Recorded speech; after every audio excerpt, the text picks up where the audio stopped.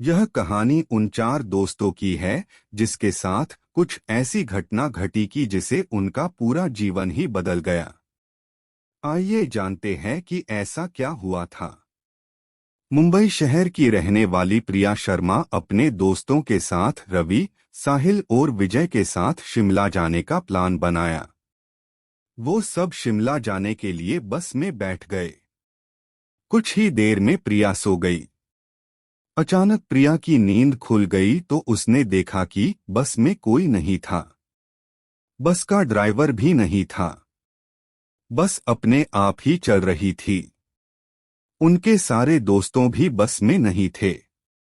यह सब देखकर डर के मारे प्रिया जोर जोर से चिल्लाने लगी। अचानक उसे लगा कि कोई उसके पीछे खड़ा है। जब उसने पीछे मुड़कर देखा तो वहां एक स्त्री बैठी हुई थी। उस स्त्री का चेहरा जला हुआ था। ऐसा लग रहा था कि किसने उसके चेहरे पर एसिड फेंका हो। ऐसा भयंकर चेहरा देखकर प्रिया ने चिल्लाना शुरू कर दिया, बचाओ बचाओ बचाओ। और अचानक प्रिया की नींद उड़ गई। वो एकदम डरी हुई और पसीने से पूरी भीग गई थी। पास में बैठे हुए विजय ने पानी की बोतल दी और बोला, शायद तुम्हें कोई सपना देखा होगा। थोड़ी ही देर में सब शिमला पहुंच गए और एक होटल पर रात बिताने के लिए गए। दूसरे दिन वो सब साथ में मिलकर होटल के पास वाले पहाड़ पे घूमने जाने का नक्की किया। करीबन आधे घंटे में वो सब पहाड़ की सबसे ऊंची शिखर पर पहुंच गए। वहीं से नीचे देखने पर घने लीलेछम पेड़ पौधे काफी सुंदर दिख रहे थे। अचानक साहिल चौंक गया और बोला, नीचे देखो कोई खड़ा है, लगता है कोई स्त्री है। विजय और रवि भी देखने लगे लेकिन उन्हें कोई दिख नहीं रहा था और बोले, तू पागल हो गया है क्या? इस घने जंगल में कोई स्त्री कैसे आ सकती है?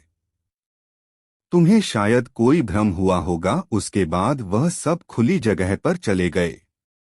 रात होने वाली थी इसलिए वह सब ने पहाड़ पर ही रुकने का निर्णय किया। इसलिए उन सब ने वहां पर ही तंबू लगाया और खाने पीने के लिए सामान बाहर निकाला। प्रिया की बैग तंबू के बाहर थी इसलिए वह लेने के लिए बाहर गई तो वहां पर उसे किसी की आवाज सुनाई दी। प्रिया उस आवाज की और अपनी नजर घूम आती है तो उन्हें सामने से कोई तीन आदमी आते हुए दिख रहे थे। उनके हाथ में धारदार हथियार देखकर प्रिया डर जाती है और दौड़ के तंबू के अंदर आ जाती है। उसने अपने दोस्तों से भी यह बात की लेकिन कोई उसकी बातों पर विश्वास नहीं कर रहे थे। प्रिया चिल्लाकर बोली, आप सब पागल हो गए हो क्या? कोई भी मेरी बातों पर भरोसा नहीं कर रहा है।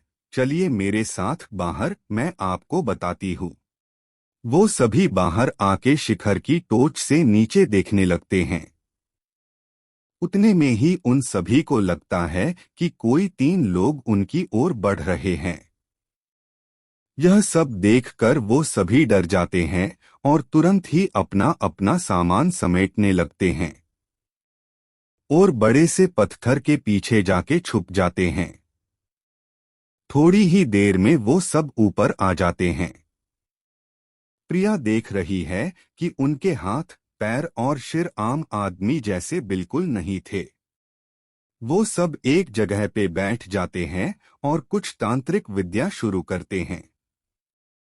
उनमें से एक आदमी अपनी हाथों की उंगली को काट देता है लेकिन अंधेरे की वजह से उन्हें कुछ भी ठीक से दिखाई नहीं देता है। अचानक उन चारों ने देखा कि एक औरत उन आदमियों के बीच में आके लेट जाती है। कोई नहीं जानता कि आखिर वो औरत वहां पे पहुंची कैसे। प्रिया ने कहा, मुझे कुछ समझ नहीं आ रहा है, आखिर यह सब हो क्या रहा है? मुझे बहुत ही डर लग रहा है। एक के बाद एक वो तीनों उस औरत को सूंघने लगे। वहीं पे अचानक उस औरत ने अपनी उंगली उठाई और हमारी तरफ इशारा करने लगी। हम सब डर गई। वो तीनों उस औरत को छोड़कर हमारी ओर बढ़ने लगे। हम सब पहाड़ी से नीचे होटल की ओर दौड़ने लगे। हमारी आवाज सुनकर वो तीनों हमारी ओर दौड़ने लगे। प्रिया और साहिल सबसे आगे थे और विजय और रवि उनके पीछे दौड़ रहे थे। प्रिया और साहिल होटल तक पहुंच गए, लेकिन रवि और विजय का कोई पता नहीं चल रहा था। हमने होटल वालों से उनके बारे में सभी बातें की तो उन लोगों ने कहा कि उस पहाड़ पे कोई नहीं जाता है, वो पहाड़ शार्पित है, जो भी वहां जाता है वो कभी वापस नहीं आता है। आपकी किस्मत अच्छी थी कि आप अभी जिंदा है। लेकिन हमारे दोस्त रवि और विजय कभी भी वापस लौट के नहीं आए।